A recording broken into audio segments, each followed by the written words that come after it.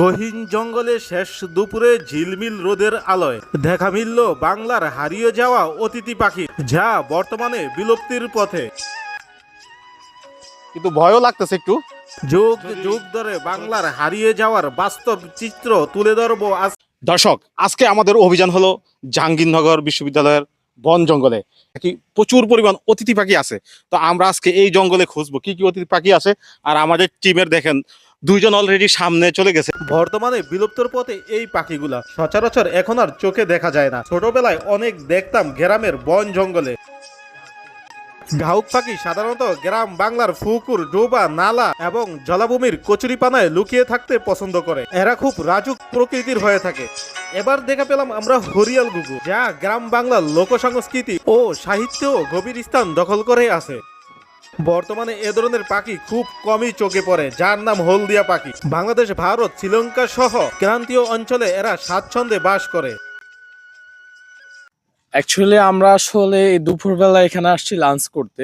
ঢাকা থেকে হচ্ছে মনির ভাই, কাশিম ভাই, ইভেন আমাদের ক্যামেরাম্যান আছে এখন হচ্ছে সাইফুল ভাই। সো আমরা হচ্ছে লাঞ্চ করছি। ইভেন এই দুপুরবেলায় রোদের মধ্যে এত সুন্দর সুন্দর পাখি দেখছি ভাই, মানে অসাধারণ। ডাউক পাখি, বক, তারপর হরিয়াল ঘুঘু, যেগুলো আসলে আমাদের দেশ থেকে প্রায় বিলুপ্ত হয়ে যাচ্ছে। সচরাচর দেখা যাচ্ছে না না না, বিলুপ্ত হয়ে গেছে বলা চলে। সো এই পাখিগুলোর দেখা এই দুপুরে আমরা পেয়েছি। আশা করি যে বিকেল পর্যন্ত থাকলে এখানে কিন্তু আমরা আরো অসংখ্য মানে ব্যতিক্রম কিছু পাখির দেখা পাবো, যেগুলো আমাদের দেশীয় বাট হয়তো চোখে পড়ে না। আচ্ছা ভাই, সাপ আছে নাকি জঙ্গলে? কই সাপ? সাপের দেখা হইছে এখনো? আমি সাপ একটা দেখছি। কই ভাই, সাপ তো ভয়ঙ্কর খুব। বেজি আছে ভাই, কি সাপ বলবো? বেজিও আছে? সাপ খুঁজতে হবে ভাই, কোথায় আছে সাপ। সবচেয়ে ভালো লাগছে ভাই এই যে হারিয়ে যাওয়া বেত গাছগুলা। ও দর্শক দেখেন, এই যে সেই হারিয়ে যাওয়া বেত গাছ। ছোটবেলায় বেতুইন পারতাম যাই বেত গাছ থেকে। এই সাপটাও আসেনি জঙ্গলে। আমি কিন্তু এখন বন জঙ্গলের ভিতরে ঢুকে যাচ্ছি, দর্শক দেখতেই পাচ্ছেন। দর্শক, আমি কিন্তু গহীন জঙ্গলে ঢুকতেছি এখন, দেখতেই পাচ্ছেন।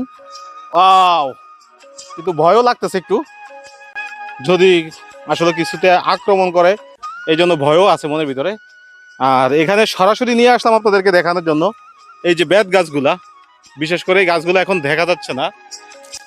আর এই গাছের যে বেতুইন আমরা ছোটবেলায় পারতাম এবং খেতাম। এটা কি সাপ গেল না?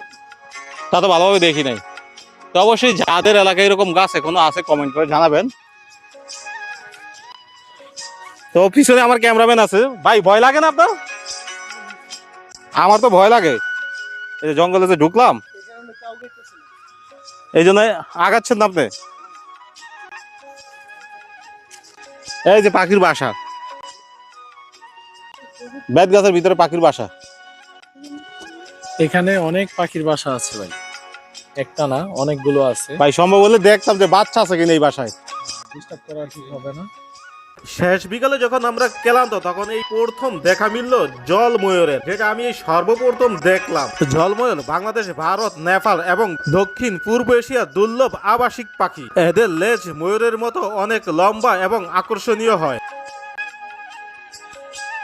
দেখার মতো হারিয়ে যাওয়া আরো অনেক বিলুপ্তি পাখি রয়েছে এই জঙ্গলে। হারিয়ে যাওয়া বিলুপ্ত পাখিগুলো দেখতে হলে চলে আসতে হবে জাহাঙ্গীরনগর বিশ্ববিদ্যালয়। আর আজকে আমরা জাহাঙ্গীরনগর বিশ্ববিদ্যালয়ে আসি এই পাখিগুলো দেখলাম। তো সবাই ভালো থাকবেন, সুস্থ থাকবেন, আল্লাহ হাফেজ।